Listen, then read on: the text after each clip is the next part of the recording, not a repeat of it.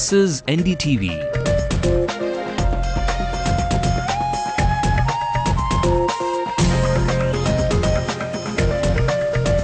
And you're watching NDTV Hindu.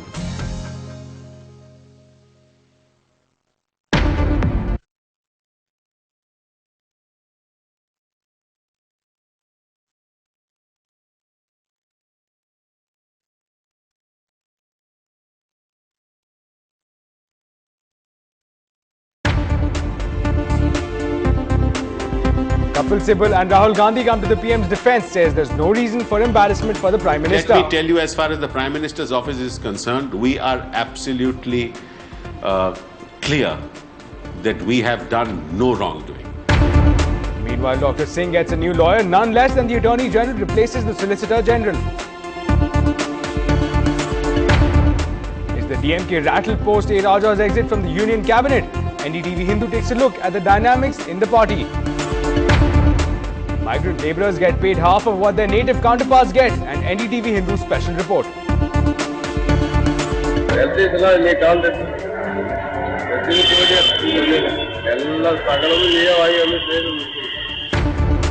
It's not the Vienna of the East, but you still might find yourself sailing to work. A case in point for poor water management.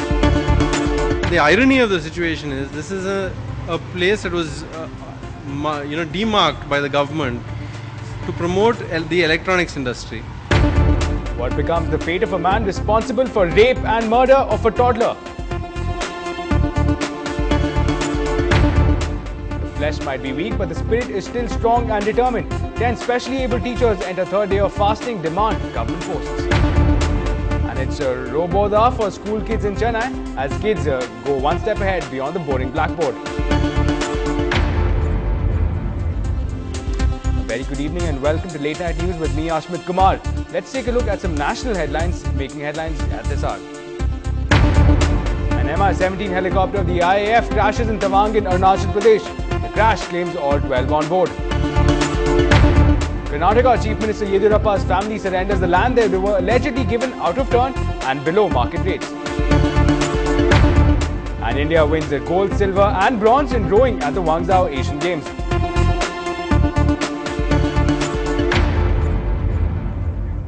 Even as accusations and allegations of inaction have been fired at the Prime Minister, the government is beginning to muster up a strong response. In what was a fiery defense of the captain of the ship, crew members such as the new Telecom Minister Kapil Sibal challenged the scathing attacks by Janata Dal President Subramaniam Swamy. He maintained that the Prime Minister was not obliged to respond. He also launched a fiery attack on the BJP-led opposition for stalling parliamentary activities. Let me tell you, as far as the Prime Minister's office is concerned, we are absolutely clear that we have done no wrongdoing. In fact, I do believe that the Prime Minister, a man of such integrity, that I don't think that anybody in this country believes that he was trying to circumvent the law.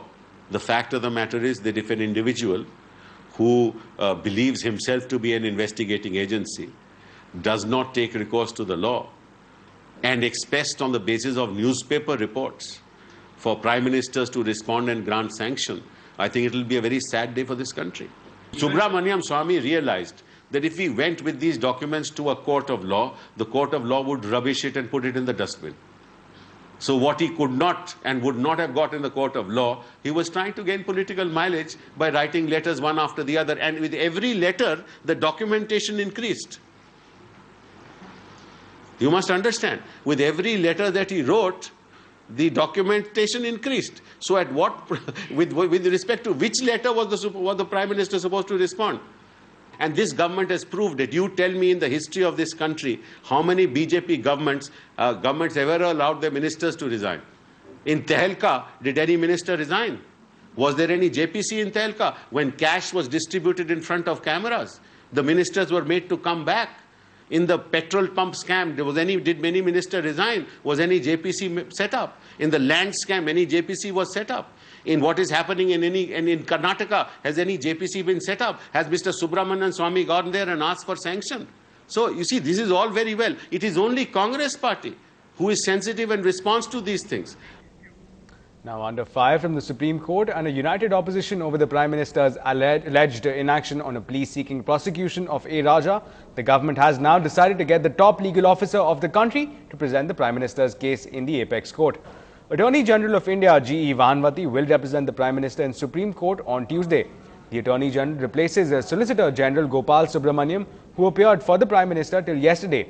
Sources have told NDTV that the Prime Minister wanted the Attorney General for effective representation.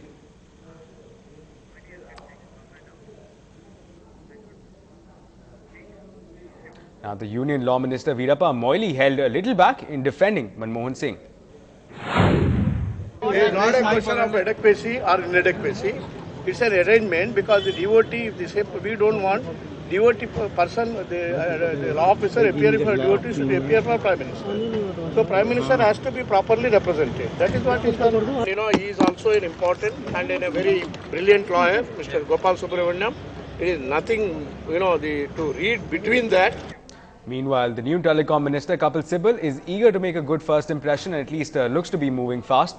A day after TRAI asked the government to cancel 69 2G licenses, the new Telecom Minister has reportedly begun a major review.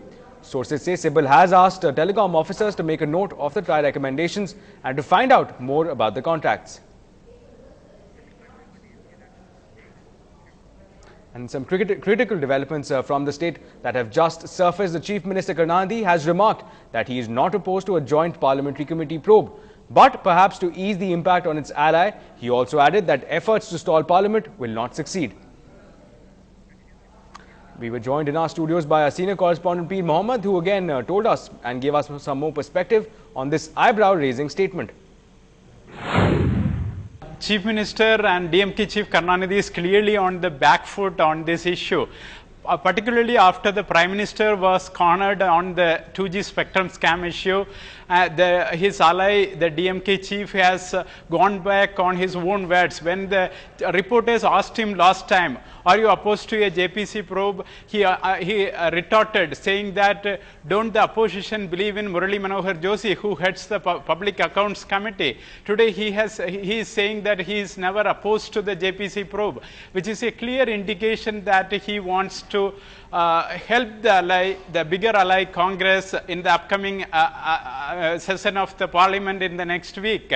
Only the opposition has made it very clear that they won't allow the Parliament to function unless JPC probe is ordered. Now his ally, the DMK chief, has come out in support of the JPC probe, and that might make things easier for the Congress in the coming week in the Parliament. Eat, work, pray and get exploited. Is that the authorities' mantra for migrant laborers in the state? Find out the shocking answers on the other side.